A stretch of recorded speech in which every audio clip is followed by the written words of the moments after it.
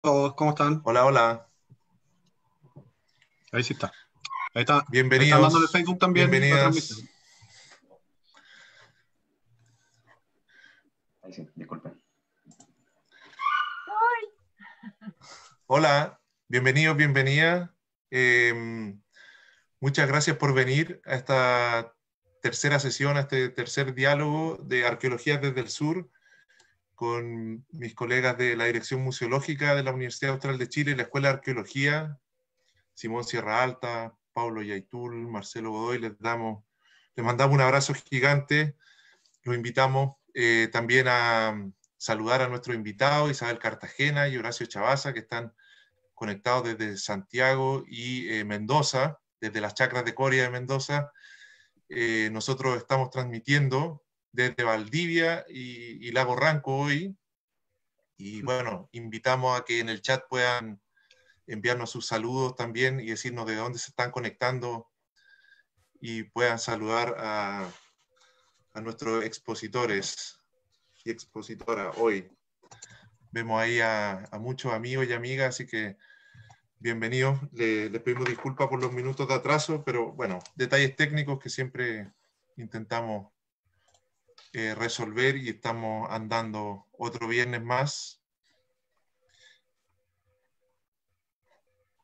No, Bueno, les quiero sí. presentar en este tercer diálogo sobre relaciones entre especies, relaciones entre comunidades humanas y comunidades animales, un tema que nos desafía desde no solo perspectiva arqueológica, sino eh, toda el cambio o la vuelta de tuerca que ha existido paradigmática de cómo ver las relaciones antropológicas de nuestros antepasados eh, con el entorno, el paisaje, los seres vivos, el mundo orgánico e inorgánico. Tenemos muchas expectativas sobre qué hacemos como arqueólogos y arqueólogas en este ámbito y por ello hemos invitado hoy a Horacio Chavaza y a Isabel Cartagena a conocer su experiencia en este ámbito y también abrir una conversación con ustedes a través de sus preguntas sobre lo que ellos nos van a contar. Quiero comentarles que Horacio Chavaza, el doctor Horacio Chavaza, trabaja en diferentes líneas. Muchos de ustedes conocen su trabajo, eh, principalmente las tierras bajas, áridas y en arqueología urbana e histórica en Mendoza, en la provincia de Mendoza desde 1995. Gran parte de su investigación se ha concentrado en espacios urbanos de Mendoza, como ya mencioné, en obras de recuperación patrimonial, investigación, puesta en valor, por ejemplo, en el predio de la Ruina de San Francisco, Iglesia La Merced, Escuela Mitre, Museo Fader, el Memorial de la Bandera y muchos otros. Recientemente hemos conocido su trabajo también y vimos una exposición durante los últimos días sobre la investigación, diagnóstico y puesta en valor de la Casa San Martín en Mendoza. Eh, También Mendoza, además de Mendoza, ha trabajado en otras ciudades coloniales sudamericanas como en Santa Cruz de la Sierra, en Bolivia entre 2004 y 2007. Colaboró con el equipo de la Universidad Austral de Chile y la Dirección Museológica en las excavaciones y el proyecto de investigación que hemos llevado a cabo los últimos años en la misión franciscana de Niebla, una misión franciscana de fines del siglo XVIII. Actualmente es codirector del proyecto de investigación realizado en las ruinas del kilómetro 75 o ciudad de Concepción del Bermejo, en la zona del Chaco, desde la Universidad Nacional del Nordeste. Por su parte, la doctora Isabel Cartagena, que es arqueóloga de la Universidad de Chile y doctora de la Universidad de Berlín, si es que me equivoco, me puedes corregir Isabel luego, es académica actualmente en la Universidad de Chile, donde efectúa docencia de pre y posgrado. Ha estudiado conjuntos faunísticos de grupos cazadores-recolectores, estudiando el paso de esta etapa o este gran periodo de apropiación de alimentos hasta las prácticas pastoriles especialmente en el área andina, el norte grande de Chile. Su trabajo ha explorado la relación entre grupos humanos y los recursos animales y también cómo estos interactúan con cambios ambientales severos en las zonas áridas de nuestro país, así como el impacto que tuvieron para los grupos humanos los procesos de domesticación de camelios, por lo cual yo creo todos conocemos su investigación. Actualmente se encuentra investigando ocupaciones tempranas en las cuencas altoandinas de la zona central y sur del desierto de Atacama. También Isabel Cartagena ha estudiado conjuntos de fauna finipleistocénicos que fueron descubiertos en aguas sumergidos, en contextos sumergidos, y las trayectorias tafonómicas de los restos óseos en estos contextos subacuáticos a través o conformando equipos multidisciplinarios con el fin de comprender procesos de formación, localización y preservación de sitios hoy bajo el mar. Desde el 2016 participó, y esto es muy importante recalcarlo, en la creación del Centro de Investigación ARCMAR, Centro de Investigaciones en Arqueología Marítima del Pacífico Sur Oriental, con base en Valparaíso, junto a otros colegas, como Diego Carabias, por ejemplo, buscando fortalecer la investigación científica interdisciplinaria en el ámbito de la arqueología marítima. Estas investigaciones la han llevado a estudiar también conjuntos faunísticos del periodo histórico sumergidos actualmente en el puerto Valparaíso. Y bueno, luego de esta presentación, quiero invitar a Isabel que pueda comentarnos qué trajo preparado para hoy, y luego vamos a darle la palabra a Horacio. Así que Isabel, adelante, el micrófono es suyo. Primero, qué gusto saludarlos a todos. Les doy las gracias a Simón Urbina, a Simón Sierra Alta por la invitación, y me alegro mucho de ver mucha gente conocida, así que gracias por estar. Lo que tengo preparado, Simón, es básicamente un poco la trayectoria, ¿no es cierto?, dentro de la cual nos podemos mover en estas relaciones humano-animal desde como la experiencia de lo que he trabajado. Entonces, como bien general, pero da como una pincelada como a través del tiempo. Espérate, voy a ver, compartir el PowerPoint.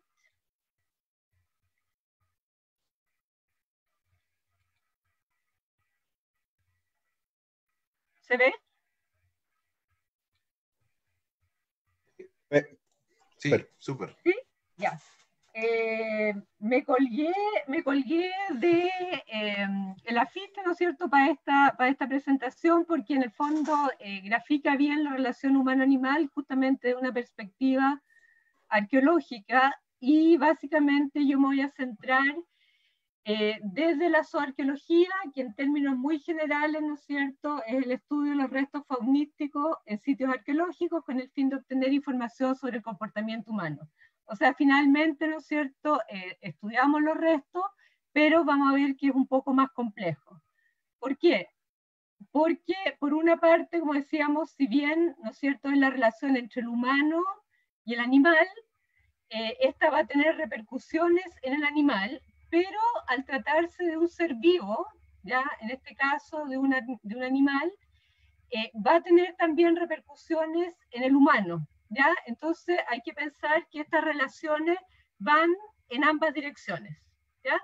Y lo que tratamos de reconstruir, ¿no es cierto?, es cómo van cambiando a través del tiempo y los diferentes contextos, y nuestra capacidad también de poder interpretar a partir de los vestigios materiales.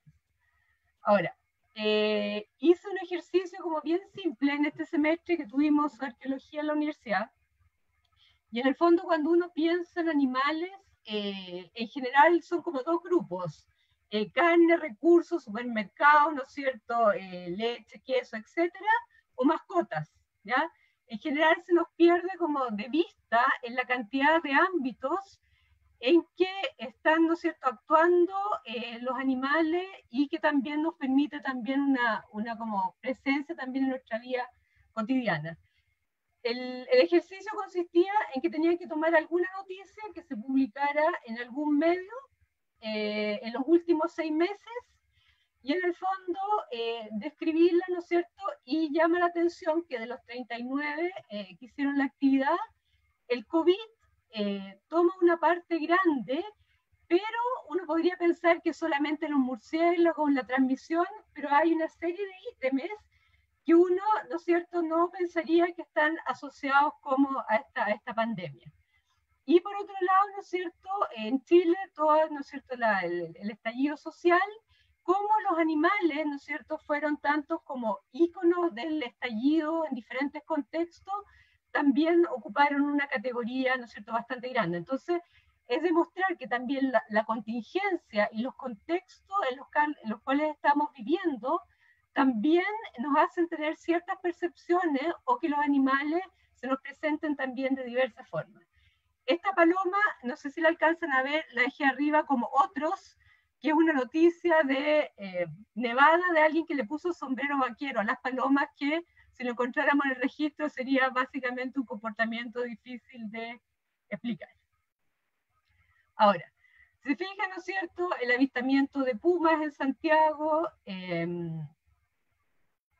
¿cómo se llama?, el COVID, por un lado, ¿no es cierto?, toda la parte científica y esta idea de que se podían sacar anticuerpos de las llamas y alpacas, pero también estas medicinas, ¿no es cierto?, tradicionales, como por ejemplo las orinas de vaca en la India, la promoción de la bilis de oso como tratamiento para el coronavirus, no solamente la preocupación de los humanos, sino que también todo lo que sean paseos, juego y limpieza y las rutinas de las mascotas en cuarentena, personas que blindaron a sus mascotas también por el COVID.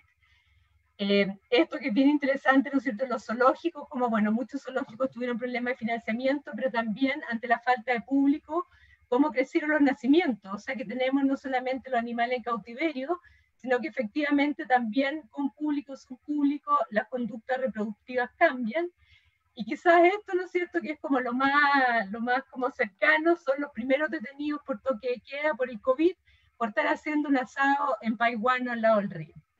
¿Ya? Aquí está, ¿no es cierto?, el motivo, ¿no es cierto?, de este perro negro en sus diferentes fases, quemado, restaurado, etcétera. Un montón de mascotas que aparecieron en internet con carteles, ¿no es cierto?, de protesta contra diferentes cosas, el uso de animales también en la represión y el maltrato, como también, ¿no es cierto?, la golondrina, etcétera, como una forma de canalización, ¿no es cierto?, del estallido social. Entonces, se fijan, ¿no es cierto?, la segunda parte de esta actividad era ¿qué encontraríamos del registro si es que hiciéramos arqueología en, no sé, 100 años más? Y nos damos cuenta que la verdad que los materiales que pueden quedar de todo esto son tremendamente difíciles, ¿no es cierto?, de interpretar en el contexto y en la dinámica que tienen las sociedades, ¿ya? Entonces nos muestra también en esta relación hombre-animal lo limitadas que son nuestras interpretaciones cuando partimos a partir del registro material. ¿Ya? Así que mi agradecimiento a los alumnos, alumnas de cuarto, ¿no es cierto?, con los cuales hicimos esta actividad. Ahora, partiendo un poco así del interés y cómo se fue formando este interés en la relación hombre-animal, yo partí con la profesora Antonia Benavente en Chiu Chiu, ¿no es cierto?, haciendo mi práctica y mi memoria en sociedades cazadoras recolectoras que transitan, ¿no es cierto?, al formativo. Y esto me fascinó, ¿no es cierto?, por un lado, el desierto de Atacama, ¿no es cierto?, con los paisajes, y en el fondo estas ocupaciones de miles de años en un territorio que es aparentemente hostil, pero que los grupos humanos, ¿no es cierto?, basados también en una subsistencia fuerte en los animales, ¿no es cierto?, lograron a través de la movilidad, de los asentamientos, etcétera, ocupar durante miles de años. Entonces las primeras preguntas, ¿no es cierto?, que surgen es en base a la relación de los grupos humanos con el ambiente, con los animales y en el fondo la subsistencia también, que permite, ¿no es cierto?, esta trayectoria de las sociedades en estos territorios. Después de esta feliz vida durante miles de años de cazadores-recolectores, viene la pregunta así como el punto de no retorno, es por qué surge y cómo surge la domesticación.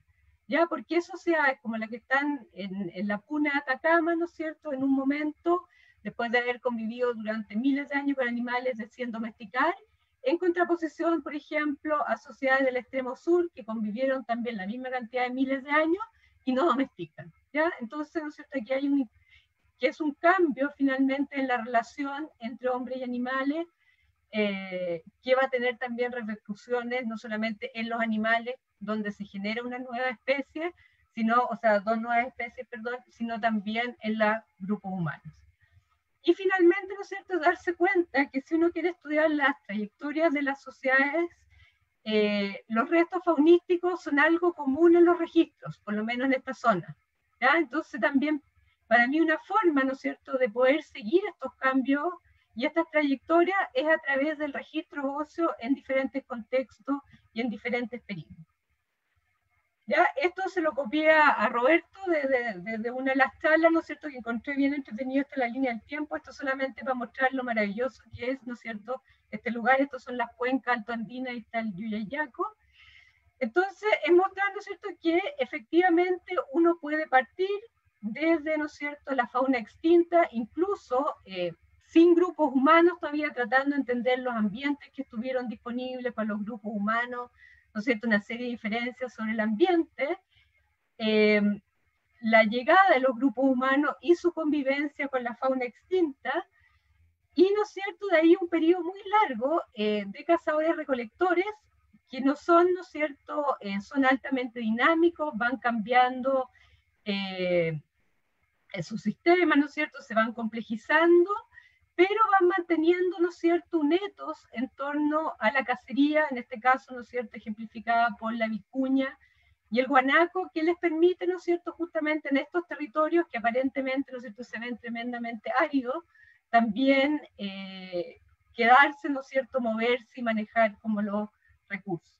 ¿Ya? En este tiempo, ¿no es cierto?, si bien los animales son vistos como presas, y hay un montón de literatura, pero finalmente es el hombre sobre un animal, ¿no es cierto?, pero esta relación, ¿no es cierto?, solamente no tiene que haber sido en términos de subsistencia o de recursos, sino que también hay una serie, ¿no es cierto?, si bien en tiempos posteriores, de mitos sobre personajes o deidades que cuidan, ¿no es cierto?, los camelios silvestres y que castigan a los cazadores cuando cazan más de lo necesario, etcétera, que muestran, ¿no es cierto?, que hay también toda una ideología y toda una dinámica que va más allá de verlo solamente como un recurso.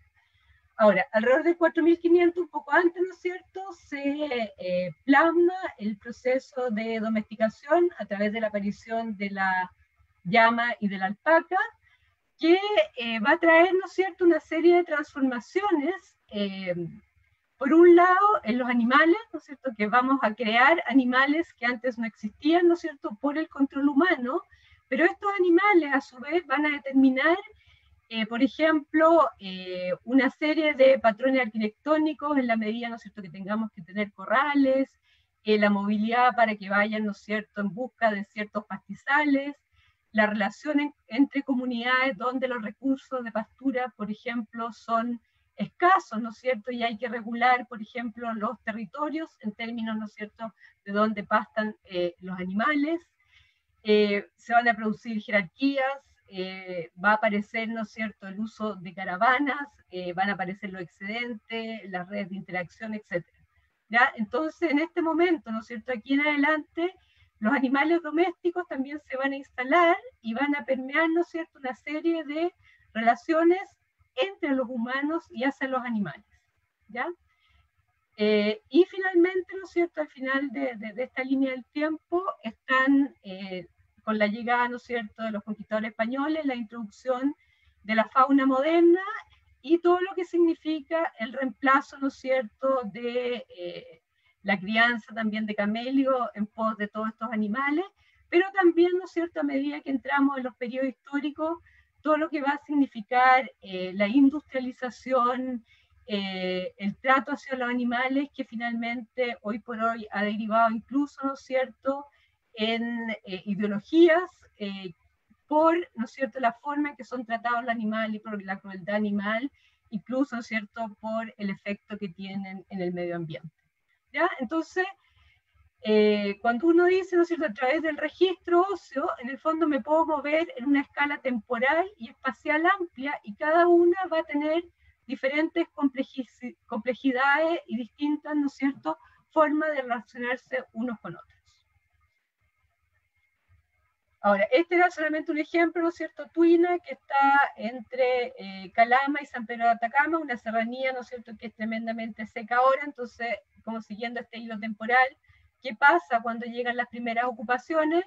Por un lado, ¿no es cierto?, vemos una cantidad considerable de fauna acuática, la taruca del norte, que no se encuentra presente ahora en esta zona, y un elenco, ¿no es cierto?, estable que se va a mantener hasta el final de guanacos, vicuñas y también roedores, entre ellos la vizcacha y las chinchillas.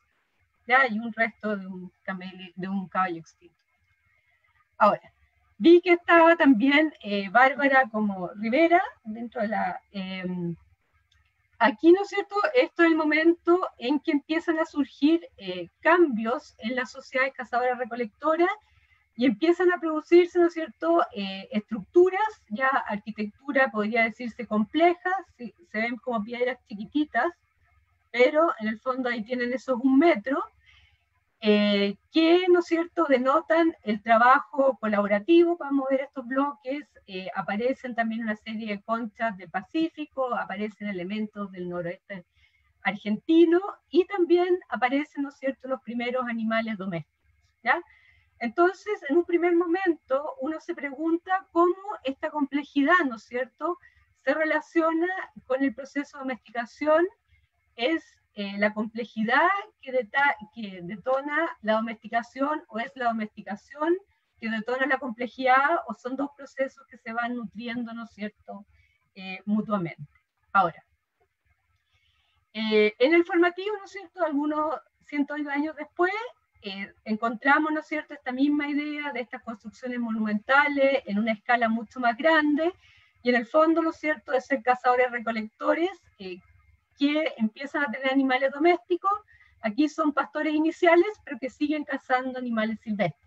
Ahora, ¿qué es lo interesante de esto? Que no es solamente la relación, ¿no es cierto?, que cambia en el foco, ¿no es cierto?, el animal muerto, cazado, versus, ¿no es cierto?, el animal vivo y los vientres, sino, por ejemplo, esta idea de que a pesar del trabajo que significa construir esta estructura, por eso también mencionaba Bárbara recién, que hizo su memoria, ¿no es cierto?, en esto, es esta idea de llenarlas, y dentro de los materiales, ¿no es cierto?, que ocupan gran parte de la estructura, se encuentran los restos óseos, ¿ya?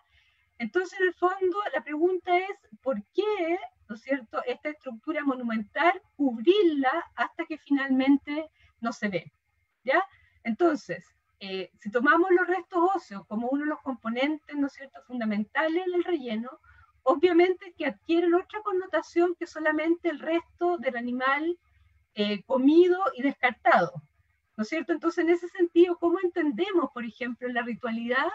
Y cómo ponemos, ¿no es cierto?, los restos de animales en esta relación ritual que va más allá de la subsistencia, ¿ya? Esto especialmente en el contexto de que son materialidades cotidianas, ya no son animales exóticos, son los mismos animales que se comen comúnmente, diariamente, y que probablemente están asociados, ¿no es cierto?, a encuentros de grupos, ¿no es cierto?, una serie de comidas probablemente festivas, pero que finalmente terminan descartados adentro de las estructuras, y eso tiene que tener una significación, ¿no es cierto?, que tenemos que poder entender, ¿ya? Ahora, todos estos trabajos, ¿no es cierto?, han sido parte, ¿no es cierto?, muchos colegas míos, investigadores, practicantes también y memoristas, ¿ya? O sea, son trabajos como compartidos. Ahora, quería, ¿no es cierto?, saltar a cierto como una voltereta en el tiempo. Estas son las zonas, ¿no es cierto?, así denominadas de sacrificio. Esto es la zona de Puchuncaví y Quintero, ¿ya? Esta es la bahía de Quintero, ¿ya? Y en este punto que está acá, bajo el mar, Diego Caravia, ¿no es cierto?, con su equipo, en el marco de impacto ambiental, de estudio de impacto ambiental, encontró, ¿no es cierto?, un sitio que se caracteriza por una serie de conjuntos óseos que corresponden básicamente a fauna extinta, que cubre una superficie de 100 por 100 metros cuadrados aproximadamente, los cuales han sido excavados, ¿no es cierto? Y muchos de los trabajos fueron realizados con Patricio López en este escenario, ¿no es cierto?, al cual no estábamos acostumbrados, que por una parte, ¿no es cierto?, si queremos reconstruir la posible relación entre los animales y los grupos humanos, primero tenemos que entender cómo se forman estos sitios, cuáles son las trayectorias tafonómicas y cómo podemos reconocer finalmente si hubo una interacción entre hombres y humanos, ¿ya? A través de todo un estudio multidisciplinario se logró, ¿no es cierto?, determinar que todo esto que está en gris clarito, que ahora es mar, ¿no es cierto?, esta es la Bahía de Quintero, efectivamente correspondía a tierra, ¿no es cierto? El mar estaba retraído por el último glacial máximo, y esto significa, ¿no es cierto?, que efectivamente todo este territorio estuvo disponible tanto para la fauna como también posiblemente para los primeros grupos humanos, ¿ya? Esto debe haber sido como el ambiente, ¿no es cierto?, parecido a los humedales que encontramos actuales, y esto que mis colegas siempre me retan porque quedan como bien cursis, sí, pero es solamente para que vean la diversidad taxonómica desde Paleolama, Lama gracili, Milodon, un coipo que está aquí, ¿no es cierto?, que denota que eran ambientes con agua, cérvidos, caballo extinto, muchos roedores, zorro, etc. ¿Ya? Entonces también, ¿no es cierto?, cuando uno estudia esta relación hombre-animal, primero hay que también poder entender, ¿no es cierto?, cuáles son los sesgos que está teniendo, ¿no es cierto?, el registro antes de poder hacer, ¿no es cierto?, futuras interpretaciones. Y siguiendo en el agua, ¿no es cierto?, con el desarrollo también de todos los proyectos urbanos, y vi también que estaba Antonio, ¿no es cierto?, lo que significa la construcción del metro y todo, cada vez, ¿no es cierto?, aparecen más sitios históricos, y en este caso también con la ampliación de los puertos empiezan a aparecer sitios bajo el mar, ya en este contexto portuario. Ahora, en el puerto del Paraíso hay a lo menos 12 sitios que tienen restos faunísticos asociados, ¿ya? Y esto también abre, al igual que en el caso cierto anterior, de nuevo, poder entender estas trayectorias tafonómicas antes de poder hacer interpretaciones, pero sobre todo también entender que los ambientes portuarios son tremendamente complejos, ¿ya? Por un lado podemos tener restos óseos que fueron tirados al mar, ¿no es cierto?, producto del descarte en tierra, pueden haber sido producto del descarte de embarcaciones que estaban ancladas en el puerto. Entonces esto empieza a producir una serie de ruidos tafonómicos que tenemos que poder entender, ¿ya?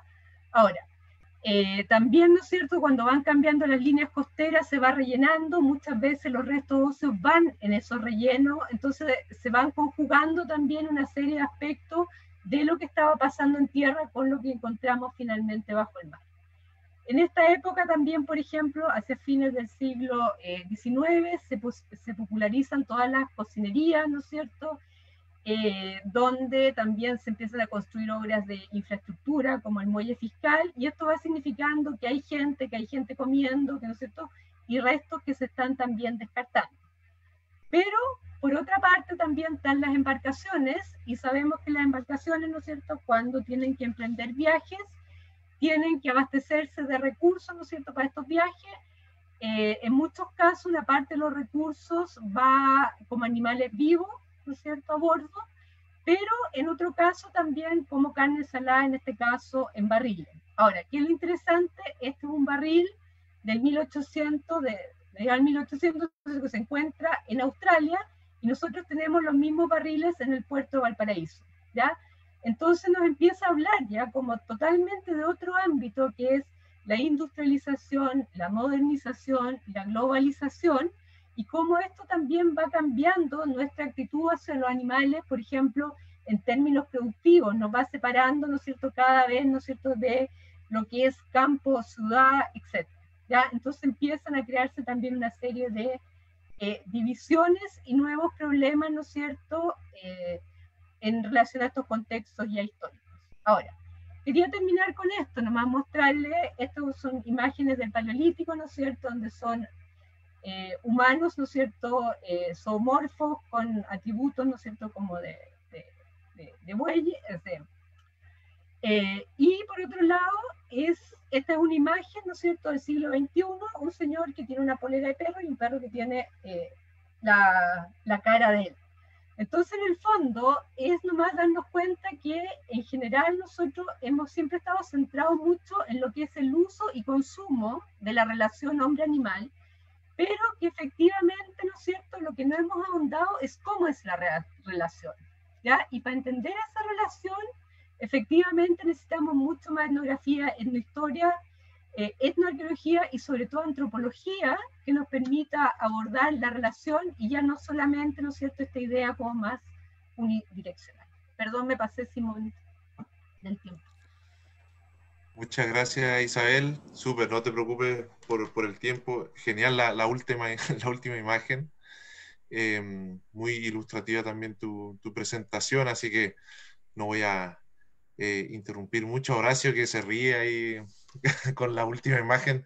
Así que muchas gracias, Isabel. Horacio, te doy el pase gol. Bueno, muchas gracias, Simón. Buenas noches a todos. La verdad que un gustazo poder encontrarlos, aunque sea a través de la pantalla. Agradecerle a los Simones por la organización de este evento que nos permite poder vernos, al menos en este contexto tan difícil, y seguir compartiendo esta pasión que tenemos por nuestras prácticas laborales, que es ser arqueólogo. Bueno, un poco voy a plantear, de alguna manera quizás voy a retomar algunas ideas que empezó a plantear Isabel. Voy a poner el PowerPoint, a ver, sí.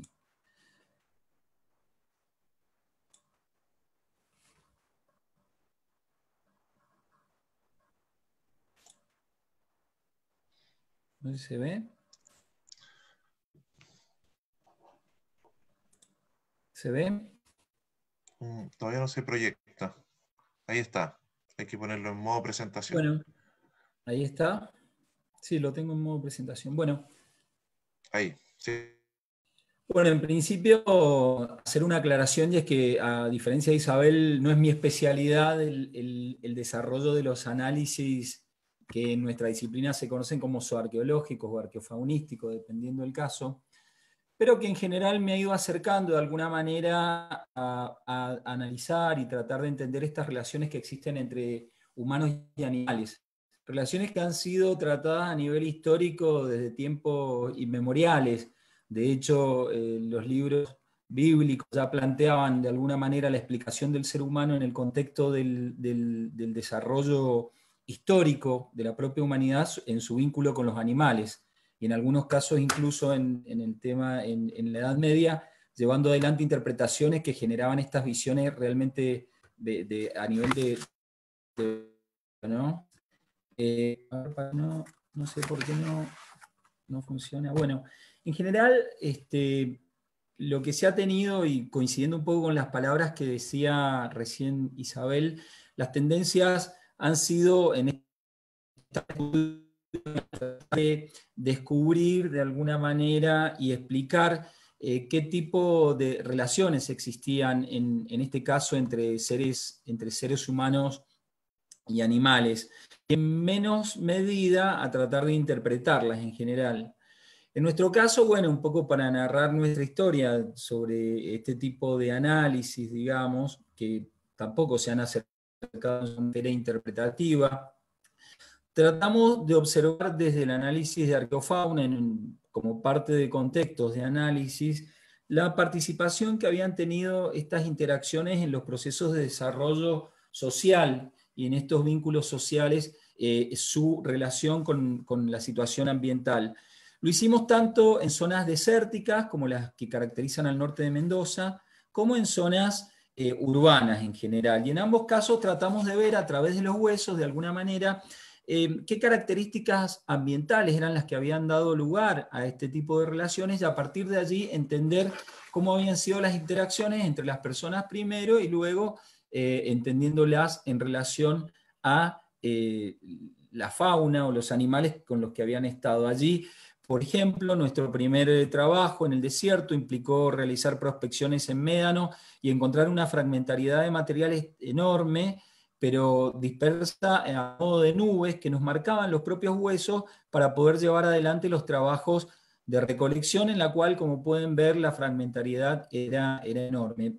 Una primera sorpresa que tuvimos en este ambiente árido, sorpresa a medias, fue el descubrimiento de restos de fauna menor, muy fragmentada, pero fundamentalmente restos de cáscaras de huevo de ñandú, de micromamíferos, restos de peces. Estos restos de peces realmente demostraban una gran intensificación en cuanto a la explotación, y allí encontramos, entre otros huesos, algunos que fueron muy significativos para aportar a lo que era el conocimiento de los modelos de ocupación estacional que articulaban montaña y planicie, que se venían planteando para entender los procesos de adaptación y sistemas de asentamiento y subsistencia del norte de la provincia. En ese sentido, entonces, los huesos de otolitos nos empezaron a dar alguna evidencia sobre ese modelo que realmente hasta ese momento no tenía mayores evidencias. Y bueno, allí comenzamos a entender a la vez que los sistemas económicos habían tenido un fuerte énfasis pescador. Esto entonces nos hacía pensar en ambientes totalmente diferentes y un modo de relacionarse con ese ambiente por parte de las sociedades humanas también de modo distinto. Tradicionalmente se había pensado que el rol era fundamentalmente en los procesos de desarrollo local vinculados al desarrollo de la agricultura, pero empezamos a observar que quizás tenía mucho que ver, sobre todo los procesos de erradicación residencial y mayor sedentarismo, con esto, con la pesca fundamentalmente. Esto lo vimos en tierras bajas y realmente nos inspiró a pensar en que quizás los procesos de desarrollo de cierta complejidad, teniendo en cuenta lo que sería un desarrollo de la complejidad en la zona en que nosotros estamos, el centro-este argentino, se vinculaba más con este tipo de relación con los recursos, concretamente con la pesca, y que era algo que realmente no estaba tan, digamos, enraizado en las concepciones de los investigadores locales. Sí existía, pero no estaba tan enraizado. Esto se empezó a combinar de alguna manera por las trayectorias de la investigación que uno lleva adelante con lo que íbamos encontrando en este otro sitio arqueológico, que este es el sitio arqueológico en el que mayormente trabajo, el de la ciudad de Mendoza.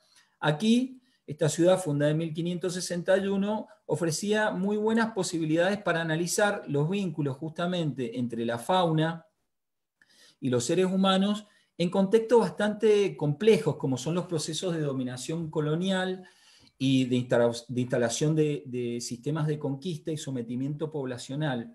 En este caso, la primera, digamos, el primer aporte que empezamos a observar en los huesos de animales era que más allá digamos, de la intensidad que demostraban los sistemas pesqueros en la zona planicie noreste, también se mantenían en el sector del valle, sin claras evidencias de sistemas lacustres por el momento, que luego estudiamos y pudimos comprobar que bordeaban los márgenes de este ambiente de valle. Allí se empezaba a percibir también la incorporación de la fauna que habían traído los europeos y que había dado lugar, en definitiva, a la transformación de ese paisaje en lo que iba a ser el de la futura ciudad. Esta fauna introducida, evidentemente, hubo que estudiarla en contextos muy complejos, como los que son propios del desarrollo urbano, es decir, tratar de entender el desarrollo de la arqueología y el conocimiento de la ciudad, siendo arqueología en la ciudad, es lo que han planteado muchos autores como un tema bastante complejo y que en definitiva, a la hora de analizar los procesos tafonómicos, hacen participar las acciones constructivas y destructivas del proceso histórico de la ciudad como bastante relevantes y muchas veces no tenido del todo en cuenta. En este caso, entonces, una de las primeras observaciones que empezamos a hacer era que mucha de la fauna autóctona había sido consumida. En este caso tenemos, por ejemplo, especies actualmente extintas como roedores, restos de peces, como mencionaba recién, con marcas de corte que articulaban con restos de fauna euroasiática introducida, restos de vaca, caballo, chivo, cerdo fundamentalmente.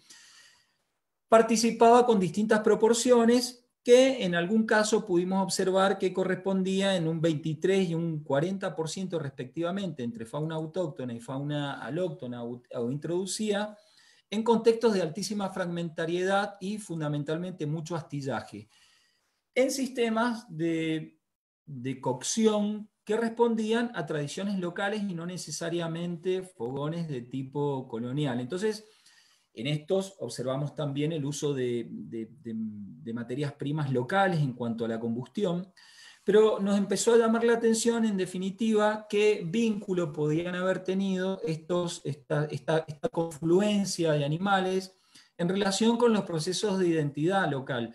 Y esto empezó a llevarnos a un análisis en el que articulamos los contextos de tipo cerámico, los hornillos o fogones, con los restos de fauna, permitiéndonos ver procesos que implicaban un achicamiento, procesos de reducción de las piezas, que era bastante significativo cuando lo comparábamos con restos que conocíamos para periodos prehispánicos en ambientes como los de montaña. Entonces empezamos a ver que había existido un vínculo con sistemas de cocina que realmente nos abrieron perspectivas al análisis justamente más allá de la subsistencia de la cocina. Esto entonces nos deja ya de cara a la segunda parte de lo que quería plantear aquí rápidamente, que son las perspectivas, que era el objeto de la charla, que podemos, digamos, tener en cuenta a la hora de analizar las relaciones humano-animales. Y yo en lo particular he estado indagando en dos con nuestro equipo de trabajo. Y una es la vinculación que tiene con el aspecto del patrimonio alimentario, el patrimonio culinario. En ese caso es sumamente importante para el desarrollo de verdaderos, digamos, procesos de desarrollo local en términos del turismo, lo que puede aportar el hecho de que los arqueólogos estemos investigando sobre procesos de consolidación de ciertas pautas alimentarias que en algunos casos pueden continuar, en otros casos haberse diluido con el tiempo, haberse transformado, pero que en definitiva contribuyen a generar una identidad local que tiene en las poblaciones locales, sobre todo rurales, un fuerte vínculo con el desarrollo de los territorios agrícolas. En este caso, entonces, nuestros trabajos que aportaron al conocimiento de cómo se estaba cocinando y cómo había preparaciones que pueden haber vinculado fauna autóctona y fauna introducida, fue realmente solicitado por, digamos, sectores de las empresas gastronómicas. Con lo cual, creo que allí hay una perspectiva muy interesante en la cual el conocimiento que generamos puede aportar información para estos desarrollos que en definitiva, según Xavier Medina, un antropólogo catalán, plantea que existe realmente muy poco corpus de trabajo y considero en este caso, siguiendo esto, que desde lo arqueológico, aportando a este conocimiento de la cultura alimentaria, podemos llevar aportes que son bastante interesantes y que abren perspectivas incluso de vuelta hacia lo que queremos analizar desde el registro arqueofaunístico. Otro tema un poco más controversial está vinculado con esto que planteó al principio Isabel, y que se relaciona con este pensamiento animalista y estas tendencias que hoy son tan fuertes, que tienen tanta presencia, y que en definitiva buscan analizar la relación de poder que existe entre los seres humanos o desde los seres humanos hacia los animales, y que básicamente se pueden resumir a las tendencias de consumo, por ejemplo, y cómo en la actualidad se está pasando de ese gradiente rápidamente de explotaciones agrícolas a los agronegocios, con la implicancia que eso tiene en el tratamiento animal, donde la mayor implicación tecnológica humana está implicando un comportamiento más inhumano respecto a los animales. Incluso también se puede analizar las condiciones, entre comillas, asimilables a la de esclavitud, que se derivan de la utilización laboral, incluso en la experimentación científica, y que somete a los animales a intereses, digamos, humanos, sin reparar en los daños que puede ocasionar a esos seres vivos, en tanto que seres que sienten también. El esparcimiento, el mascotismo y la diversión como pasatiempo muchas veces generan daños que suelen ser irreparables y que a veces están fuertemente atadas a las decisiones humanas. En el caso del zoológico de Gaza, es una experiencia impresionante de cómo sufrieron esos animales en el contexto de un conflicto humano que los implicó y que realmente generó un verdadero descalabro y un maltrato que, bueno, ha dejado imágenes tremendas. En el caso de Mendoza, hace un par de años, se decidió dejar de lado el zoológico en su sentido tradicional y empezar a generar un ecoparque. En ese caso, fuimos con una propuesta a través de la cual tratábamos de generar lo que sería una arqueología de zoológicos. No hemos podido aplicarla todavía, estamos en proceso, pero básicamente lo que pretende es estudiar las acciones humanas, el efecto que tienen las acciones humanas, en este caso de divertimiento y esparcimiento, sobre los animales. En este caso en Mendoza tenemos algunas posibilidades y algunas potencialidades muy interesantes, ya que existe, por un lado, una correlación entre las tendencias vitales de los animales. Vamos a poder analizar las tendencias vitales de la vida de esos animales a través de sus restos óseos, en la medida de que cuando mueren son llevados al Museo Cornelio Moyano, donde son en algunos casos taxidermizados, pero últimamente más bien preparados sus esqueletos para exposición o como muestras de referencia, y decía, lo vamos a poder correlacionar con las fichas veterinarias que nos habla de la historia de vida de esos animales de alguna manera, en cuanto a enfermedades, patologías, etcétera, o incluso patrones de alimentación que vamos a poder cruzar prácticamente al modo de una osteobiografía, como hemos estado trabajando en algunos casos con seres humanos, cruzando esta información en última instancia con esa parte del registro arqueológico material que es la de los espacios de hábitat, que en realidad es una cultura material impuesta sobre los animales y que son las jaulas básicamente donde ellos han desarrollado esa vida, que nos parece interesante estudiar y contrastar con las visiones que se pueden haber tenido desde la prensa en relación al atractivo que generaba en distintos periodos sobre la población. Entonces son algunas tendencias, algunas perspectivas sobre las cuales estamos trabajando, como la comenté recién, en base al conocimiento acumulado, por ejemplo en el tema culinario y la incorporación, no lo dije, pero de el pescado como un elemento importante dentro de la dieta histórica en la medida que se quiera patrimonializar la comida de las sociedades pretéritas. Y por otro lado, este tipo de estudios que creo que nos acercan a perspectivas más humanitarias en relación al tratamiento que solíamos tener y aún permanece sobre los animales. Esta sería de alguna manera entonces lo que puedo aportar yo en esta invitación que tan gentilmente me han hecho. Muchas gracias, Horacio. Excelente. Eso, súper. Voy a invitar a Isabel también, si puede prender su cámara y su audio, para que podamos conversar un poco. Han habido hartas preguntas bien profundas y para ambos, y también en específico.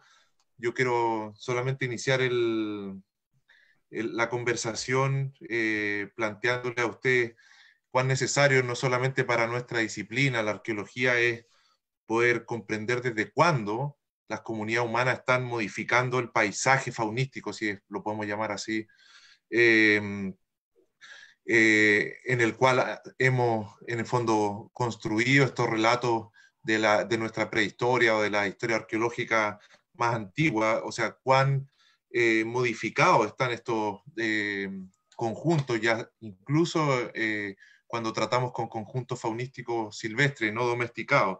También me parece importante, quizá Isabel, que nos puedas comentar qué aplicaciones han tenido, no sé, estudios genéticos en el último tiempo, y si realmente estamos en condiciones en Argentina y Chile de sacarles partido con las tecnologías que disponemos, las redes de investigación.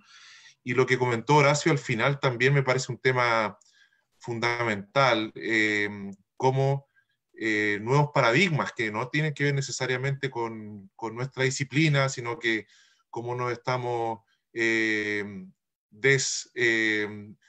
o criticando, cuestionando el paradigma humanístico o antropocéntrico que ha predominado en la cultura occidental, es posible de deconstruir y volver a construirlo con una mirada más amplia de nuestras relaciones o nuestras interacciones interespecies, sin poner necesariamente a las comunidades humanas en el centro. Entonces, esos temas se los dejo sobre la mesa y también les ofrezco la palabra a ustedes en primer lugar si quieren generar algún tipo de pregunta cruzada antes de pasar a las preguntas de la audiencia. Isabel, quizás querés partir yo quería tú. preguntarle a Horacio, pero por la conversación que tuvimos la otra semana, por los saladeros. Encontré que era súper interesante como tema. De la evidencia de saladeros en Uruguay. Bueno, sí, existe realmente hacia el siglo XIX, fin del siglo XIX, una verdadera industria de la salazón de carnes, que es lo que garantiza, digamos, los procesos de industrialización que de hecho insertan a nuestro país dentro del sistema de economía mundo, tanto en Uruguay como en Argentina, ¿no? Y que de hecho generaron, yo creo, uno de los grandes, no lo creo yo, lo han dicho los historiadores, pero generaron de las grandes concentraciones de capital, en este caso extranjero, que favoreció el desarrollo hacia la ganadería como principal factor económico en ese momento, ¿no? Allí hay, en el caso de Argentina, no recuerdo ahora los nombres, pero hay un sector que se ha declarado patrimonio nacional, en Uruguay también, ¿no? Que realmente están destacando el rol que tuvieron estos sistemas económicos dentro del desarrollo económico de los países y el desarrollo de élites en torno a eso, ¿no? Voy a entrar a algunas preguntas que han llegado. Isabel, mira, hay dos preguntas que tienen cierta relación y que tienen, bueno, que ver con lo que tú expusiste. Tú mencionaste cierta literatura sobre la concepción de los camélidos silvestres no como presas, sino como entidades dadoras o castigadoras que interactúan con las comunidades humanas. Hay una pregunta que plantea si esto es un fenómeno exclusivo de Atacama o es un fenómeno andino más amplio, y si es aplicable tanto a grupos cazadores-recolectores como pastores. Y se relaciona con otra consulta sobre cómo has llegado a percibir tú el uso ritual de la fauna en todos los distintos tipos de sitios en los que te ha tocado trabajar. O sea, ¿cuáles son esos indicadores o esos atributos que tú has logrado identificar arqueológicamente? Era la pregunta de la Paula. No, Paula, es como basado básicamente en los Andes y también todas estas como mitos, ¿no es cierto?, sobre Yastay o Coquena, que en el fondo funcionan, ¿no es cierto?, en tiempos más tardíos, pero no sería como, no creo que estos sean como concepciones solamente tardías sobre los animales, y considerando que la mayoría de los grupos cazadores-recolectores se van como desarrollando en el tiempo, ¿no es cierto?, concepciones que van mucho más allá, y justamente lo que hablábamos la otra vez también con Horacio, todas estas concepciones entre el límite entre lo humano y lo animal, por lo menos en las sociedades cazadoras-recolectoras que se transgreden en una dirección y en la otra, son tremendamente complejas. Entonces lo puse como ejemplo, es un ejemplo tardío, ¿no es cierto?, concretamente como de Atacama, pero que no me sorprendería que tuviera como algún arraigo como previo en tiempo, ¿no es cierto?, quizás hacia los animales silvestres. Ahora, sí, en general, ¿no es cierto?, si uno toma como también la etnografía andina, bueno, y aquí está la Vicky, que sabe mucho más de esto con la etnozoología, igual pareciera que hay como discriminaciones entre lo silvestre y lo doméstico, que las relaciones son un poco distintas. Ahora, yo no sé si de dónde parten esas relaciones distintas, pero también como se castiga a un cazador, también se castiga a un mal pastor. ¿ya? Entonces como una diferenciación, pero en términos, ¿no es cierto?, de manejo también, ya sea de casa, de mucha casa, o sea, una cacería excesiva, más allá que permite el enriquecimiento, o el mal cuidado de animales domésticos, también, ¿no es cierto?, hay una serie de temas, pero concretamente es de tiempos tardíos, Paula. No sé si eso responde a la pregunta, o si la Vicky está ahí, pudiera acotarlo. Sí, no, está... Sí, Horacio, por favor. Mira, yo veo muy, muy interesante esa concepción de cómo se están interpretando los contextos, ¿no? Desde un punto de vista que no necesariamente tiene que ser resultado de lo que sería un basural, en términos de lo que nosotros entenderíamos un basural como un sector de descarte sin más. Es decir, y esto lo veo desde una pregunta, digo, no lo tengo resuelto ni ahí, pero después de excavar muchos contextos de supuestamente basurales en la ciudad, donde muchos de ellos están asociados a columnas de templos coloniales, es interesante observar cómo aparecen de pronto ciertas vasijas cerámicas de manufactura indígena asociada a elementos faunísticos tanto introducidos como silvestres, y que generan mucho interrogante, sobre todo me generan mucho interrogante por la localización de ese sector de descarte, si no está operando dentro de estas tradiciones en la cual hay ciertos rituales, cierto ritual vinculado al comensalismo, a la comida, en los procesos de edificación de estos propios templos, ¿no? No sé, estoy hablando ideas que por ahí tienen alguna relación en la trayectoria histórica, se me ocurre. Sí. Horacio, ahora, sí, Isabel, no, por disculpa, favor. Simón, que respecto a los rituales tiene que ver un poco con la línea de Horacio, ¿no es cierto?, sobre todo en los tulanes, que muchos conocen, ¿no es cierto?, por lo menos el 52, que es arcaico tardío, tiene esta como arquitectura monumental, digamos, que se necesita un trabajo corporativo para hacerlo, pero son recintos muy, muy chiquititos, ¿ya? Y Bárbara, por ejemplo, en su tesis logramos ver que efectivamente adentro de la estructura el número de animales era el triple que de las estructuras de afuera, obviamente no estando completos, y lo que llamábamos el modelo como de cabina telefónica, o sea, muchos de ustedes son chiquititos, nunca vieron las cabinas telefónicas con los celulares, pero eso cuando tú tienes 1 metro cuadrado no puedes procesar, faenar, sacar médula, etcétera, donde gran parte de las actividades que reflejaban esos huesos no se deben haber podido hacer dentro de esa estructura. ¿Ya? Entonces, la pregunta también, entonces viene una pregunta como, por ejemplo, en el mundo andino se ha tomado que para el ritual, por ejemplo, hay veces que hay especies exóticas, que la forma de cocción es distinta, de tratar de buscar otros indicadores de ritual. Y lo que hemos llegado a la conclusión, ¿no es cierto?, también un trabajo que hicimos con Buri y con Patricio López, es que esta idea de colmatar también con huesos el comportamiento de descartar tiene algo ritual porque lo estás haciendo asociado a una estructura, a una arquitectura ceremonial, ¿ya? Y es un descarte que va muy rápido, ¿no es cierto? En Tulán 54 incluso hay momentos también que van tirando como gravilla, huesos, o sea, hay una intención de colmatar y de tapar, ¿ya? Entonces, por ejemplo, sabemos de etnografía de pastores andinos, por ejemplo, los hueseros, que cuando se ocupa una estancia muchas veces se recogen los huesos, ya esto está documentado para el noroeste argentino, y se ponen, digamos, en estos como hueseros, ¿no es cierto?, como hoyos, para no dejarlos desparramados y descuidados, ¿ya?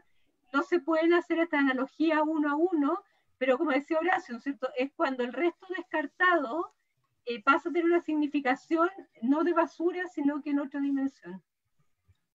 Sí, yo creo que hay también lo que han comentado ambos, Isabel y Horacio, la necesidad que tenemos de no olvidar el trabajo etnoarqueológico, etnográfico y etnohistórico que probablemente al menos nos puede dar idea o activar la imaginación, que muchas veces cuando basamos nuestra interpretación exclusivamente en restos arqueológicos puede en el fondo desembocar casi siempre en los mismos cajones, finalmente, de lo estrictamente funcional, la subsistencia, y cuando son casos excepcionales, pensar en lo ritual como la excepción a la norma.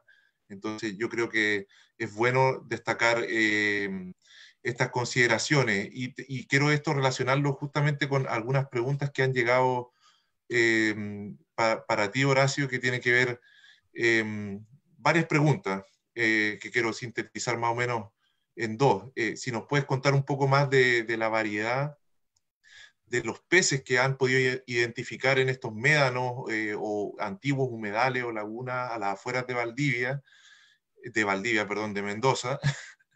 estoy deslocalizado. Si nos puedes comentar más su variedad en la determinación y también esta idea que tú enunciaste sobre el patrimonio culinario. Hay una pregunta, ¿cuáles según tú serían las principales herramientas para ir trabajando esta idea de una historia culinaria, una arqueología de la gastronomía que pudiera en el fondo hacer más significativo también la interpretación y la apropiación de este pasado que tiene que ver a veces con paisajes que ya no están, especies que ya no están, o especies nuevas también, como decía Isabel en su presentación? Sí, en general las especies son Persichthys trucha, es la que predomina. Perca se conoce, una especie endémica en cuanto a los peces, a los pescados, los huesos de pescado predomina bastante. También pejerrey, autóctono, una especie autóctona, y aparece, también hemos tenido oportunidad de encontrar incluso vértebras con marcas de corte, que eso fue muy significativo, anguila, Ixteria, no me acuerdo los nombres científicos. Y en menor medida, pero que está mencionado en alguna documentación para periodos más tardíos, para el siglo XVIII, bagre también. Son las especies que predominan fundamentalmente, la que hemos encontrado en nuestras excavaciones, otros arqueólogos también la han encontrado en Mendoza. Lo significativo, de mi punto de vista, es que eso contribuyó a generar otra visión respecto al paisaje que veíamos hoy y los recursos disponibles en función, digamos, diacrónica, ¿no? Nos cambió muchísimo la perspectiva. Eso por un lado. Y por otro lado, la pregunta, no sé si esas son las especies, preguntaron eso, nada más. Sí, sí. Lo relacionado al patrimonio culinario es todo un tema, porque realmente nosotros hicimos un trabajo tratando de entender cómo participaban en la cocina, más allá de la subsistencia, determinadas especies, es decir, cómo eran preparadas y cómo se asociaban a ciertos enseres de cocina, tratando de articularlo con documentación de antiguas recetas. Se consiguen más que nada del siglo XVIII, XIX, no tan tempranas como los contextos que estábamos excavando. Pero eso, digamos, empezó a generar un diálogo con gente de la gastronomía, que nos vino a preguntar qué comían los huarpes, digamos, la etnia local de los huarpes, querían saber qué comían los huarpes. Entonces, ahí empezó un diálogo interesante, porque en realidad tuvimos que plantear que, lo que comían los huarpes era algo muy complejo dependiendo el tiempo. Sabemos que comían, no tanto cómo lo preparaban. En algún caso sí podíamos llegar a plantearlo, pero en definitiva es un diálogo de interacciones, porque nosotros tampoco somos especialistas en cocina. Entonces muchas veces ideas que tenemos de cómo pueden haber hervido, combinado ciertos sabores, etcétera, muchas veces se ven redefinidos o mucho más encausados por observaciones de los propios cocineros. El punto es que, digamos, la toma de decisión de patrimonializar esta decisión que sale de un acuerdo, en definitiva, de un acuerdo social, pero que en definitiva siempre se termina decidiendo de sectores que tienen más o menos poder, que son los que deciden qué es patrimonio o no en el recorte, nos está llevando a plantear en realidad que dentro de lo que es la cocina local, hasta tiempos muy recientes, también entre comillas, como el siglo XIX, los pescados tenían un rol fundamental, y eso no está rescatado en la memoria documental. Sí que se consumía pescado, pero no como. Estamos viendo que se consumía hervido, probablemente en cazuelas, y que era muy relevante, a tal punto que hay documentación que plantea que hacia el siglo XVII se llevaba pescado de Mendoza hacia Chile, para que se den una idea. Y que esto en definitiva responde a una trayectoria histórica de larga duración en cuanto a lo que es la explotación. Pero retomando esto, ¿qué es la necesidad de establecer diálogos que permitan ir consolidando perfiles en torno a lo que es la construcción de ese patrimonio y aportar en definitiva información como arqueólogos a ese hacer que en definitiva se vincula más con el patrimonio intangible y que en definitiva nos pone de cara a dar nuestras interpretaciones más que datos empíricos a los que quieren recrear eso como parte de un negocio en definitiva, que en definitiva además son generalmente las comunidades del sector rural las que están interesadas, ¿no? Ahora quiero llevarlos a otro plano y especialmente a ti, Isabel, que hay hartas preguntas que se acumularon y Horacio te dejo plantear una en el tema de los peces. Alguien preguntó si los peces podían venir o los pescados de la vertiente occidental desde Chile, pero primero vamos con Isabel. Hay hartas preguntas sobre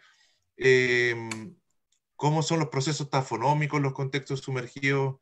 También si nos puede comentar qué avances hay en esto que yo dije al final sobre los análisis genéticos, si son aplicables, son implementables en nuestros países. Tenemos los laboratorios o no, etcétera.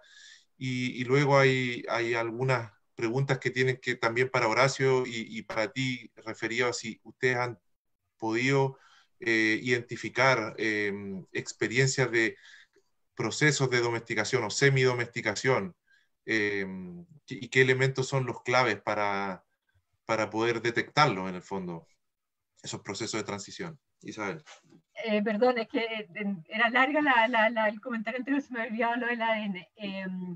A ver, Paloma Fernández Maroto terminó su doctorado recién y lo hizo sobre ADN de camello antiguo, pero lo hizo en Copenhague porque hicieron genoma mitocondrial. ¿Ya?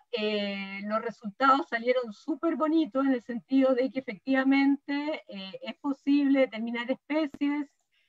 Pareciera ser que hay hibridaciones pre-conquista, digamos, que en el fondo no me quiero como un trabajo que ella todavía no ha publicado, que está en proceso de publicación, pero es bien entretenido porque nos vamos a dejar de pelear si las medidas, los camellos eran grandes, eran chicos, si el guanaco era más grande, la llama era más, porque en el fondo son tremendamente variables, sobre todo en el periodo inicial, entonces se pueden, ¿no es cierto?, encontrar llamas grandes, llamas chicas, entonces yo creo que va a depender de las capacidades, ¿no es cierto? Juan Carlos Marín, Mauricio Moraga, nos lo ha estado trabajando aquí en ADN, yo creo que en algún momento vamos a también poder tener esas capacidades, pero que en algún momento también le pone un fin a esta cosa, las medidas y todo, que es agotador en el fondo, o sea, de los grupos de tamaño. ¿Ya? Pero por lo menos lo que ella hizo con ADN antiguo, sacó estos genomas mitocondriales de restos de sitios formativos tempranos. Y sobre las trayectorias tafonómicas, sumergidas, de los sitios sumergidos. Por eso, los sitios sumergidos tienen el problema que algún día estuvieron en tierra y que después están debajo del mar. Entonces la complicación es doble porque tenemos que primero entender qué les pasó en tierra y después tenemos que entender qué les pasó en el mar, o bajo el mar o bajo las aguas en general. Entonces hay muy pocos estudios como comparativos, ponte tú, y uno va aprendiendo sobre la marcha. Ahora recién estuvimos trabajando en un trabajo sobre tinciones, que en el fondo es tratar de entender las manchas que le imprimen los sedimentos a los huesos en los diferentes contextos, y uno puede ver, por ejemplo, si son procesos donde hubo oxígeno, son procesos sin oxígeno, de sulfización. Es como bien complejo, pero es todo como es como un aprendizaje. Yo me acuerdo que en algún INCUA nosotros teníamos con el pato un número que tenía como una huella que nosotros pensábamos que era un carnívoro. Efectivamente uno le ponía como la mandíbula, o sea, los caninos de una pantera y que había en Regio, y había un señor que siempre me perseguía, que me decía no, que los chitas mordían otra parte del cuerpo, etcétera, y finalmente nos dimos cuenta que ese tipo de perforaciones son organismos marinos, ya que son como unas almejitas que van perforando los huesos. Entonces es como todo un aprendizaje y creo que es como todo un desafío, por eso te digo, hasta que uno no controle eso, es difícil hacer también inferencias sobre, por ejemplo, la relación con humanos. O sea, si el agua te abrasiona las marcas, que pudieron ser de corte, etcétera, también es difícil, ¿no es cierto?, establecer estas asociaciones. Entonces, básicamente entender eso. También en los contextos portuarios, por ejemplo, a veces hay huesos que están meteorizados. Y si están debajo del agua y están meteorizados, significa que tuvieron que estar expuestos en alguna parte en tierra. Entonces viene toda la cadena de trazar hacia atrás, ¿no es cierto?, cómo llegaron de la tierra bajo el mar, por ejemplo, en los sitios históricos. Llegaron como rellenos, etc. ¿Ya? Eso básicamente. Perfecto. Y había también ahí una pregunta para ambos, un comentario sobre estos procesos transicionales de domesticación, que cómo se reconocen finalmente. Quizá hay varios estudiantes que están aquí en la charla y han hecho varias preguntas que también tienen esa como una de las grandes preguntas del estudio de los contextos faunísticos, y no solo de la determinación de especies, en el fondo, cómo se reconocen las transformaciones en ciertas especies seleccionadas y que terminaron siendo domesticadas. Isabel, este es su tema. Es como, por un lado están como los modelos y por otro lado está como la evidencia de lo que encuentra, ¿ya? Entonces, yo creo que, por ejemplo, los trabajos que ha hecho Antonia con las fibras, yo creo que en las fibras y los trabajos que tiene el noroeste argentino es más fácil encontrar como esa, quizás, etapa transicional en el tipo de fibras, ¿ya? Con los huesos, en el fondo, como te decía antes, es como una discusión sobre los cambios en el tamaño. Y la verdad que uno a veces, como por los patrones de edad, por los contextos, piensa que puede haber una semidomesticación, ¿ya? Pero es súper difícil en un contexto mirar un hueso y decir, este es un animal semidoméstico. ¿Ya? Por lo menos yo creo que uno puede trabajar cómo se mueven las bases de datos, cómo se mueven los tamaños, cómo se mueven, ¿no es cierto?, las estructuras etarias, etcétera. Y ahí decir que está este proceso, pero de ahí apuntar a un animal en particular y decir es semidoméstico, creo que es súper complejo, por lo menos de mi experiencia. Sí, de hecho para periodos históricos, por ejemplo, siempre hemos tratado y con absoluto fracaso, digamos, tratar de detectar procesos de asalvajamiento, que es lo contrario. Hay animales como los cerdos, fundamentalmente, los caballos, que rápidamente se asilvestran, es decir, y allí siempre nos ha interesado tratar de percibir, a partir de documentación histórica que existe, que plantea que de pronto también habían burros que formaban verdaderas manadas en la precordillera y que formaron parte de la alimentación, y no hemos podido detectar hasta ahora alguna diferenciación anatómica en la forma de los huesos que nos indique ese proceso, que la verdad que desde el punto de vista de la relación entre las personas y los animales sería importantísima. En el caso de los cerdos, hoy por hoy, en la zona esta que yo mostraba del noreste de Mendoza, que existe un sistema de ocupación mediante puestos familiares, tienen a veces cerdos domesticados y se les escapan. Y cuando se les escapan, ese mismo cerdo se asalvaja y ellos ya lo empiezan a reconocer como jabalí. Y sus descendencias, incluso, a ver, fenotípicamente, lo ven y ya con otra pelambre, con otro volumen, con otro... Entonces, bueno, eso es para mí es re interesante poder ver cómo pudieron darse esos procesos inversos, es decir, especies domesticadas que al entrar en el territorio americano se asilvestraron, generando un proceso inverso al de la domesticación, ¿no? Esa sería otra pregunta interesante, digo. Sí, sí, excelente. Bueno, ahora me reservé en esta etapa ya más final de este diálogo algunas preguntas con un poco mayor de profundidad, ¿sí? Son preguntas más trascendentes, tienen que ver con la perspectiva. Hay algunos comentarios sobre qué piensan ustedes sobre los enfoques, la teoría simétrica o el perspectivismo indígena o amerindio planteado primero por Latour o Viveiros de Castro, de las interacciones humano-animal, si podemos seguir llamándola así, que se han dado a lo largo de la historia americana y especialmente en los lugares que ustedes trabajan.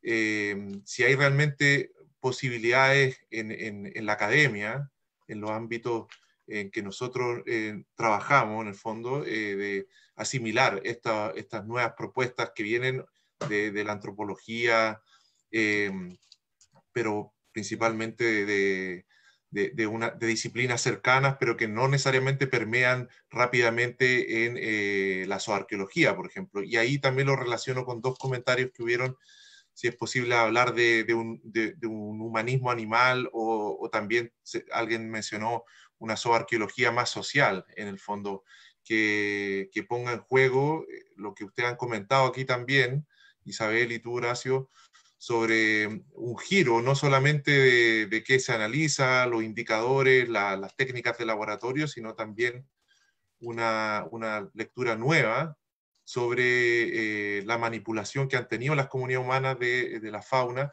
pero también lo inverso, en el fondo, de este proceso y la capacidad de generar un relato que no sea tan antropocéntrico, o no siga siendo tan antropocéntrico. Horacio, te cedo la palabra a ti primero. Bueno, sí, la verdad que yo creo que sí, creo que hoy en día hay mucha permeabilidad a estos nuevos enfoques o a estos enfoques en la academia.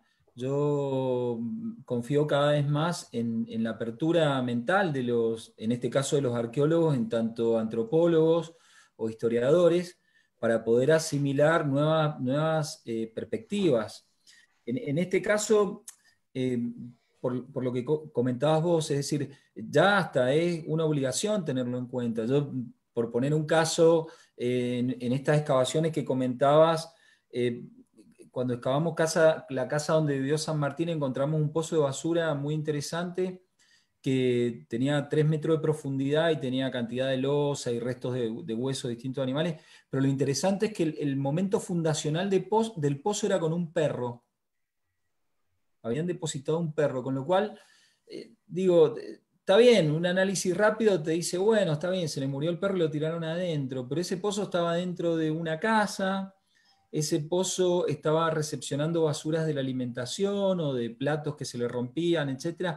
¿Por qué ese perro fue ahí? Y además es en un momento fundacional del pozo. Evidentemente ahí hay tipos de relación que evidentemente hay que empezar a analizar.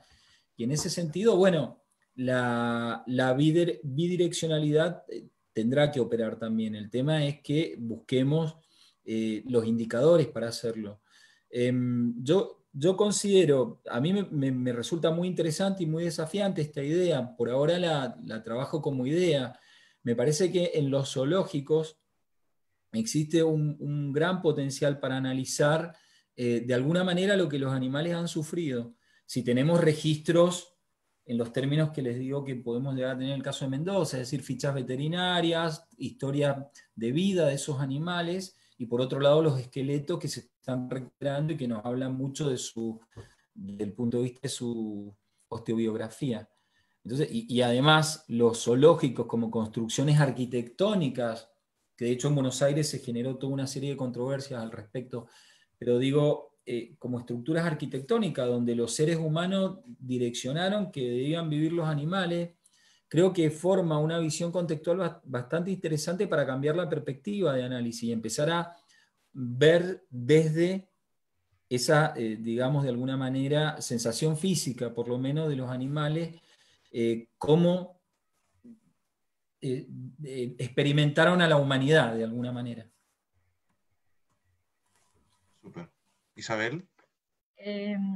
Yo estaba pensando sobre la zooarqueología social.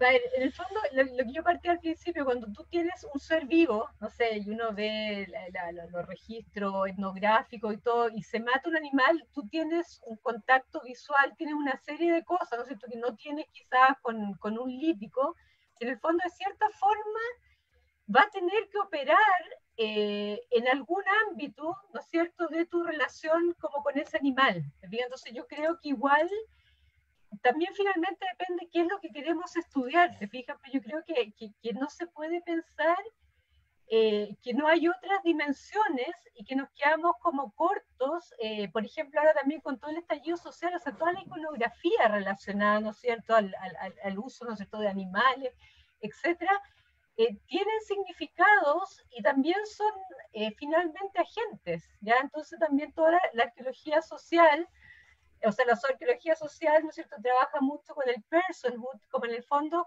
cuando a alguien lo hacemos personas, sí, cuando a un animal le damos agencia, de cierta forma también lo hacemos como persona. Y quizás también va a depender de los problemas, ponte tú, a mí me sorprende, no sé, por eso te digo, es como las cabinas telefónicas, cuando yo tenía perro, uno compraba unos sacos de perrol, que era donde se barrían, ¿no es cierto?, los fideos en unos sacos, se le echaban los huesos, todas las cáscaras de acelga, zanahoria, y el perro, ahora uno va a un supermercado, y por eso te digo, y son pasillos de que en el fondo tú lo estás diciendo, o sea, hay algo que va mucho más allá que solamente la necesidad de compañía, de nichos económicos que está explotando cierta gente por falencias afectivas de otro, como ponerle la ropa, ¿te fijas?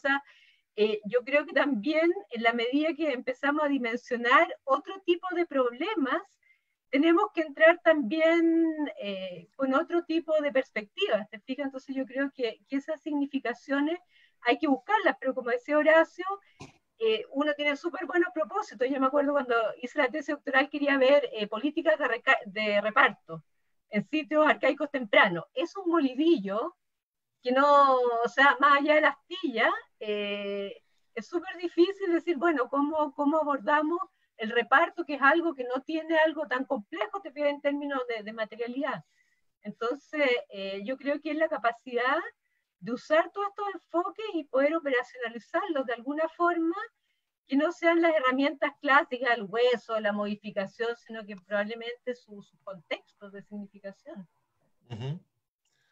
Sí, bueno, como hemos tratado de insistir en este ciclo, vemos, y por eso es súper buena el diálogo o las perspectivas que ustedes nos plantean, que también están muy basadas en la experiencia de formación, trabajo, investigación y en equipo muy distintos que nos puedan ofrecer y también indicar la relevancia que tiene hacernos nuevas preguntas respecto de contextos o registros que por costumbre, por tradición, seguimos analizando de perspectivas que, bueno, ya tienen cierto reconocimiento, entonces valoramos mucho que estén abiertos a este tipo de conversaciones donde tratamos también de salirnos, Horacio, Isabel, del formato clásico, pero quiero igual hacerle, hay dos preguntas clásicas que llegaron y que creo que sean las últimas. La de Horacio ya te la había comentado, en el fondo. Hay alguien que pregunta si los peces que ustedes reconocen en los médanos no pudieran venir el Océano Pacífico. Quizás una pregunta muy básica, pero bueno responderla para quienes nos ven, o del Atlántico. Y Isabel, también tu opinión sobre... Dale, Horacio, después le digo a Isabel.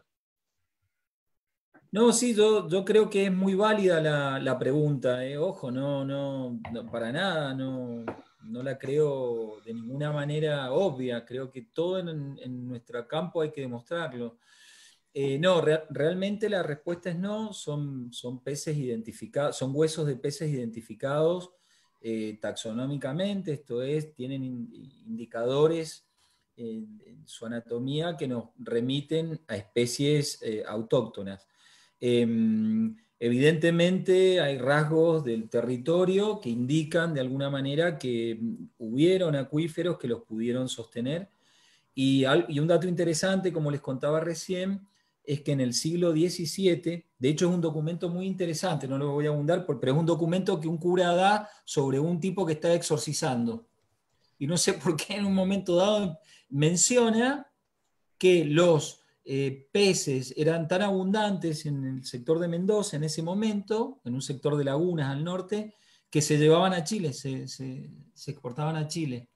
Es decir, que incluso tenemos el otro dato. Eso no obsta que en algún sitio cordillerano, en estos territorios, no puedan aparecer restos de peces del Océano Pacífico, que creo que hay algunos colegas que han mencionado algo, pero en noticias periodísticas, no he visto la publicación.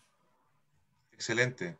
Y para ti, Isabel, es la pregunta por el chilihueque, mencionado extensamente en las crónicas del periodo colonial, sobre cuál es tu opinión, que si se refiere a guanaco, a llama, ¿qué opinión te merece? Esta es una interrogante que aún no se aborda sistemáticamente. Quizás no está muy relacionado con tu área de investigación más nortina. Es como complejo. También vi que estaba Paola González entre la asistente. Lo que estamos viendo también, y lo vimos con Patricio López, es que pareciera ser que hay un momento, ¿no es cierto?, que uno es el proceso de domesticación que sucede en ciertas áreas, pero una vez que este conocimiento está, es de esperar que este conocimiento, ¿no es cierto?, empiece a permear distintas regiones. Entonces, durante mucho tiempo, ¿no es cierto?, en Norte Chico se decía que la llama llegaba solamente con el Inca, ¿ya? O contemporáneo al Inca. Y lo que estamos viendo, que es como todavía bastante preliminar, es que efectivamente hay unos grupos como de tamaño que se nos escapan de los guanacos y de las llamas, ¿ya? Y que empiezan ya en el periodo intermedio tardío, ¿no es cierto? Y se repiten, digamos, en el norte semiárido. Y también Mauricio Soto, que hizo su tesis sobre sitios Aconcagua, le dan de nuevo estos taxones que los comparamos con los guanacos del Maipo, que son, no están tan alejados, digamos, geográficamente, y son unas cosas chiquititas que no son como unos guanacos achicados, por decirlo así. Entonces eso nos hace preguntarnos si efectivamente no hubo como una introducción de animales domésticos, pero no con un modelo de pastores del norte, sino que tentativamente como un poco el modelo de los cabreros. Si tú no, siendo horticultor o agricultor, en el fondo tienes un par de animales que tiras como para el monte, que tu modo de vida no cambia a pastor, y que efectivamente gozas de algunas de las ventajas de tener quizá estos animales domésticos. ¿Te fijas? Esto está basado solamente como en estos grupos que son cada vez más repetitivos, cada vez se nos van más al sur, y que en el fondo, pensándolo, por eso te digo, no en un modelo ni de pastoreo, ni tampoco de domesticación, sino que de introducción de animales domésticos, quizás como más rudimentarios para ciertas funciones. Entonces, yo todavía pienso que lo del chilihueque es como una posibilidad abierta a que efectivamente quizás sí teníamos, a la llegada de los españoles, quizás algunos animales domésticos más al sur, ¿no es cierto?, del norte grande o del norte chico. Pero es súper hipotético.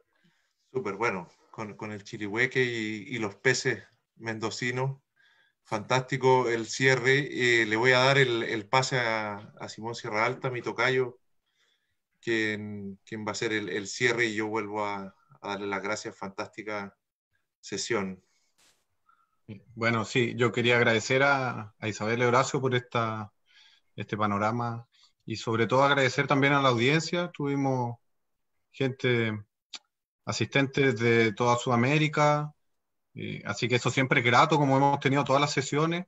No lo saludamos al principio, así que quería hacerlo ahora. Un poco gente de Venezuela, de Colombia, de México, de Puerto Rico, de Europa, gente en general latinoamericana que se conectó desde distintos países donde andan estudiando, desde Estados Unidos, la Paula. Así que nada, pues muy, muy agradecidos por eso. También sobre los chilihueques, ahí ojalá aparezcan en Chiloé. A mí me han encargado más de una persona que encontremos a los chilihueques chilotes que dibujaron los holandeses. Y pasar el aviso, dejarlos invitados para la próxima semana, a la próxima sesión, que va a ser sobre arqueología, dictadura y derechos humanos, producto de la fecha que no sé cómo irá a ser en pandemia, pero a veces se complica un poco. El 11 la vamos a hacer el día jueves 10, a las 18:30 para los chilenos, pero para los asistentes que nos visitan de otros países, tengan en cuenta que acá en Chile vamos a adelantar 1 hora el reloj este sábado. Así que vamos a compartir horario con Argentina y los otros países, no sé, revisen, porque ahí me pierdo. Pero nos cambia el horario, así que para que lo tengan considerado. Y de nuevo, muchas gracias. Nos vemos el próximo jueves. Pueden prender sus pantallas para que saluden a Isabel y Horacio. ¡Ay, qué alegría! Vamos a activarlo. Habló como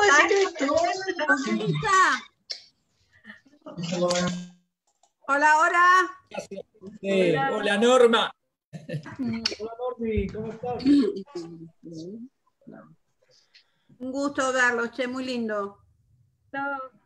Gracias también para por la la gente que sigue en el paciencia. Facebook aún. Lo bueno de la virtualidad, una de las pocas cosas buenas. Hay que continuar con esto después. Nos vemos todos los viernes, los jueves, está buenísimo. Claro, ¿viste?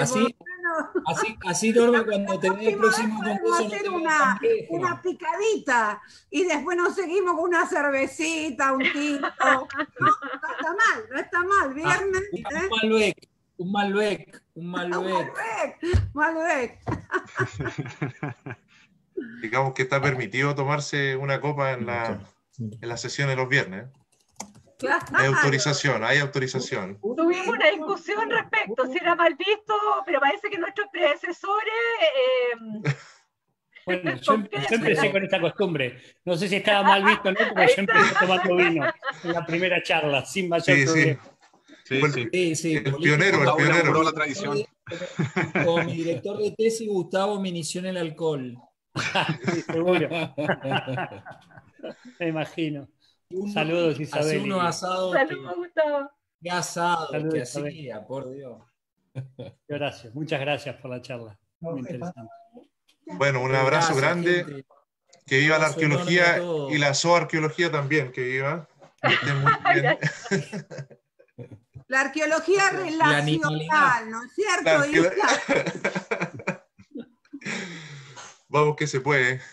A ver si cae la vacuna. Igual me parece bien que nadie haya hablado mal del pangolín y del murciélago, que nadie lo mencionó. Está bien. Isabel amenazó al principio. No, aguante el pangolín. La especie más traficada en el mundo, además. Mala fama. Terrible. Bueno, un abrazo grande.